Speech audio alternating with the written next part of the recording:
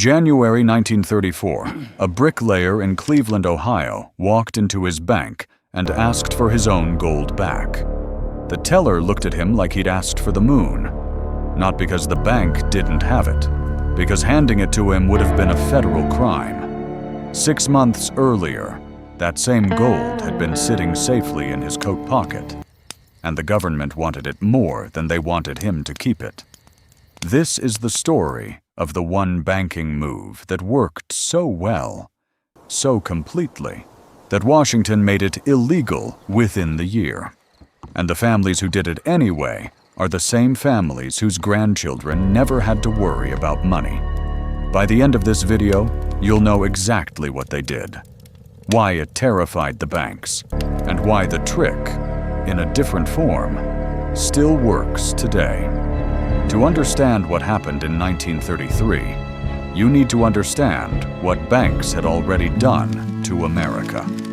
Between 1930 and 1933, more than 9,000 American banks failed. Not struggled, failed. Closed their doors, 9,000. And when a bank failed in 1933, there was no FDIC insurance waiting to make you whole. There was nothing.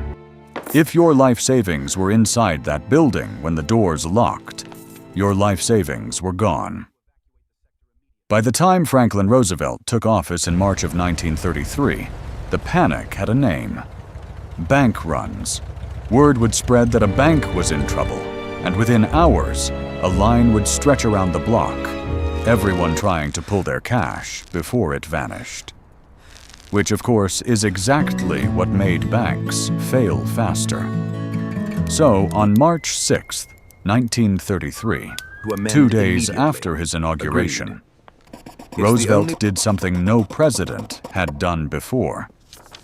He shut down every single bank in the country. All of them, at once. They called it the bank holiday. On paper, it was described as a pause for auditing, a chance to check which banks were sound and which weren't. But here's what they don't put in the textbooks. For 4 straight days, tens of millions of Americans could not touch a single dollar of their own money.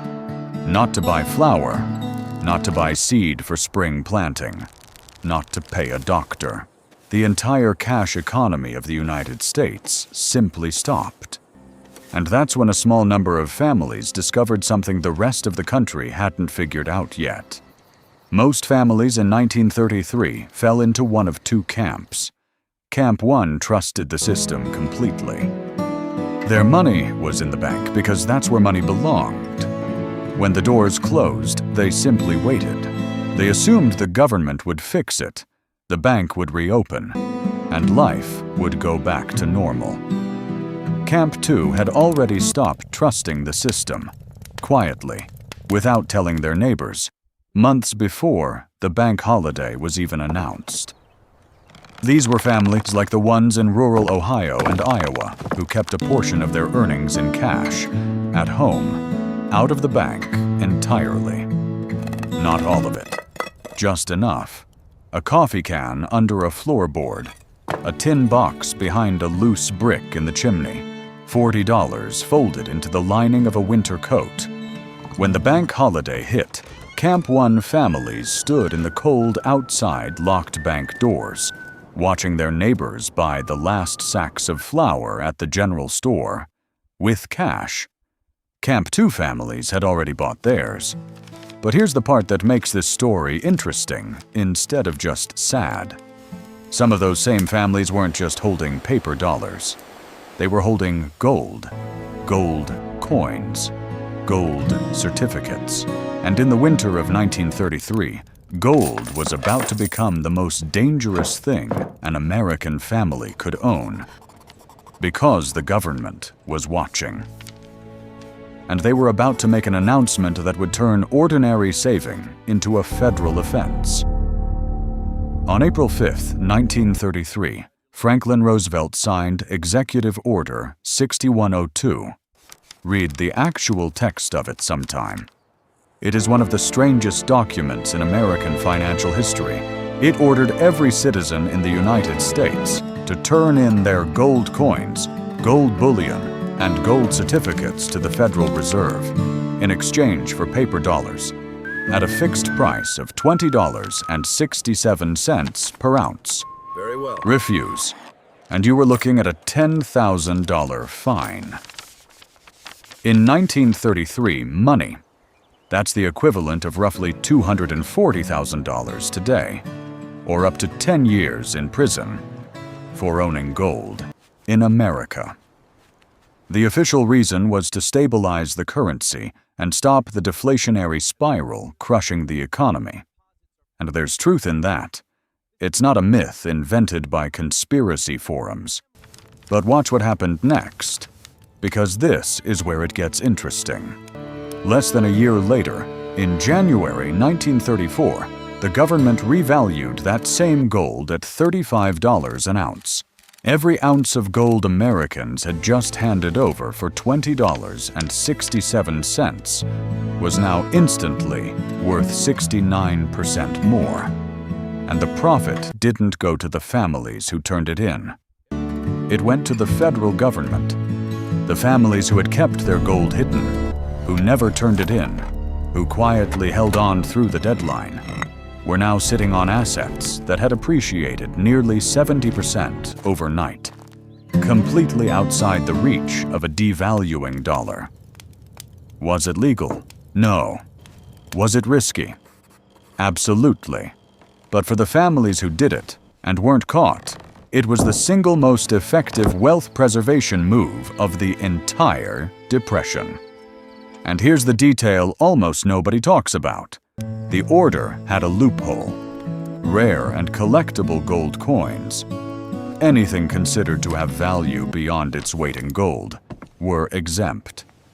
Jewelers, dentists, and collectors were allowed to keep gold for their trade, which means the families who understood the fine print, who converted plain gold coins into collectible pieces before the deadline, or who simply knew a coin dealer who could reclassify what they owned, walked through a door the government had accidentally left open.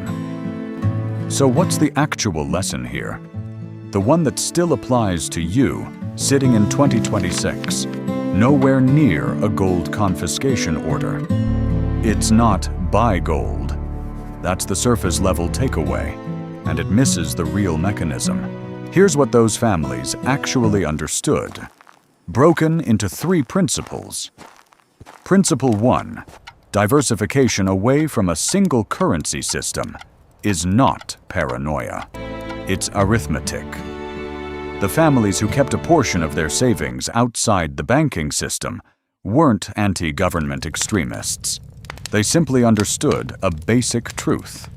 Any system controlled by a single institution can be frozen, devalued, or restricted by that same institution at a moment's notice for reasons that serve the institution more than the individual.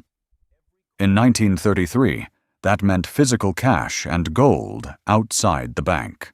Today, the equivalent principle shows up in something as ordinary as not keeping 100% of your net worth in a single account, a single asset class, or a single currency.